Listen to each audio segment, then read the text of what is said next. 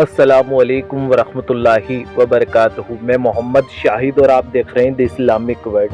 प्यारे दोस्तों, आज की इस वीडियो में हम आपको बताएंगे कि कैसे एक हंसता खेलता आलीशान शहर किस तरह से राख के ढेर में बदल गया और उस शहर के इंसान किस तरह से पत्थरों में बदल गए। जानने के लिए वीडियो को आखिर तक जरूर देखिएगा और बराहे मेहरबानी इस वीडियो को लाइक जरूर कर दीजिएगा। चलिए दोस्तों, वीडियो शुरू करते हैं। 18वीं सदी का किस्सा है कि एक किसान इटली के वीरान बंजर इलाके में रहा करता था, जहां पर पानी किसी नेमत से कम नहीं था। एक दिन उस किसान ने बंजर जमीन में कुआं खोदने की ठानी। बहुत कोशिशें करने के बाद खोदे गए इस कुएं में पानी तो नहीं निकला, लेकिन कुछ ऐसा बरामद हुआ कि जिसकी तलाश सदियों से थी, और वो था एक गुमशुदा शहर, अपने दौर की शानदार बस्तियों में से एक। इस शहर की तलाश इतिहासकारों को 2000 सालों से थी। जिस तरह से ये शहर हैरत अंगेज है, उसी तरह से इस शहर की कहानी भी हैरत अंगेज है।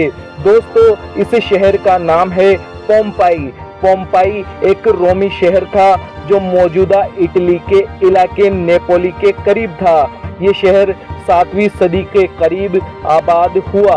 मुख्तलिफ वक्त में मुख्तलिफ कौमों के अंदर रहने के बाद ये रोमन एम्पायर के खिलाफत में आया। इसके बाद इस शहर ने तरक्की की ऐसी मंजिलें तय की कि ये उस वक्त के दुनिया के अजीम तरीन शहरों में शामिल हो गया। ये रोमन शहरों के बड़े तिजारती शहरों में से एक था। मालो दौलत आ जाने के बाद धीरे धीरे इस शहर की पहचान बदलने लगी। बेहयाई की इबारत लिखी जाने लगी और कुछ अरसे बाद ये बेहयाई इस शहर का आम निज़ाम बन गई। अब इस शहर की पहचान तिजारती शहर की न रही, बल्कि अब ये एक बड़े फ्री सोसाइटी का शहर बन गया।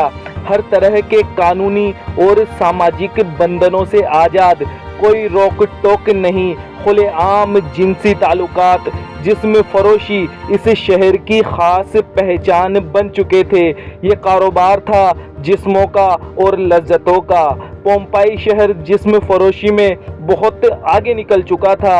यहाँ मर्द मर्दों से, औरत औरतों से, यहाँ तक कि जानवरों से भी जिनसी ताल्लुकात बनाना आम बात बन चुकी थी। जिस्म फरोशी इस शहर का बुनियादी पेशा और दौलत कमाने का अहम जरिया बन चुका था। इस शहर के खंडरों में मिलने वाली तस्वीरें इस कदर बेहुदा थी कि लोगों ने उनको देखकर अपने कानों को हाथ लगा लिया। पोम्पाई की दीवारों पर लिखी गंदी गंदी शायरी इस दुनिया में और कहीं नहीं मिली। इन तस्वीरों और इन शायरियों से पोम्पाई के रहने वालों की सोच का पता चलता है कि उन लोगों की सोच में कितनी बेहयाई बसती थी। एक ज्वालामुखी क्रिएटर के मुहाने पर बसने के बावजूद इन लोगों को अल्लाह का कोई भी खौफ न रहा और ये शहर अपनी रंगरेलियों में मशगूल रहा। 79 सदी में ये ज्वालामुखी पहाड़ अचानक से फट पड़ा।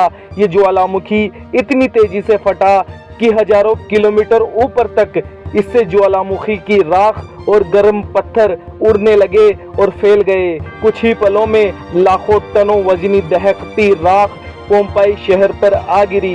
पोम्पाई शहर के 20,000 लोग मौके पर ही खत्म हो गए। 3 दिनों तक ये ज्वालामुखी आग उगलता रहा और इस शहर को दुनिया के नक्शे से मिटा दिया। उस वक्त का इंतहाई तरक्की याफ्ता शहर 20 फीट राख में दब चुका था। लावे के ठंडा हो जाने के बाद इस शहर की तलाश तक नामुमकिन हो गई।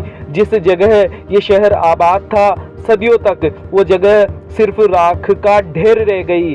फिर एक दिन ये शहर हादसा तन डिस्कवर हो गया, जिसके बारे में हमने आपको वीडियो के शुरू में बताया था कि एक किसान कुआं खोद रहा था, जिसे पानी तो न मिला, लेकिन एक गुमशुदा शहर मिल गया। इतिहासकारों ने देखा कि इस शहर के थिएटर, खेल के मैदान, स्विमिंग पूल सब कुछ जो के त्यों थे। इन लोगों पर ये अजाब नाजिल तब हुआ जब इनकी बेहयाई हद से गुजर गई और अल्लाह ताला ने इन शहर के लोगों के लिए इबरत का निशान बना दिया। खुदाई करने वाले भी ये देखकर हैरान रह गए कि किस कदर बेहयाई इस शहर में बसी थी। जो शख्स जिस हाल में था, जिस हालत में था, उसी हालत में रह गया, उसी हालत में महफूज हो गया। पूरा का पूरा शहर एकदम से बोझ होकर पत्थर बन चुका था। जो इंसान जिस वक्त जो काम कर रहा था उसी हालत में वो हलाक होकर महफूज हो गया और पत्थर बन गया। आज भी इस शहर की खुदाई जारी है और इस शहर में लाशें निकलने का सिलसिला जारी है। जब भी कोई लाश निकलती है तो ऐसी महसूस होती है कि जैसे वो अभी जिंदा हो उठेगी, जैसे वो पत्थर का बनाया हुआ कोई बुत हो। दोस्तों, जो कौम भी दुनिया में हद से गुजरी है उस पर अल्लाह का अजाब जरूर आया है। अल्लाह ताला से दुआ है कि अल्लाह पाक हमें और आपको इस तरह की बदफेलियों से बचाए रखे और हमारे गुनाहों को मुआफ़ करे। आमीन अल्लाहुम्मा आमीन।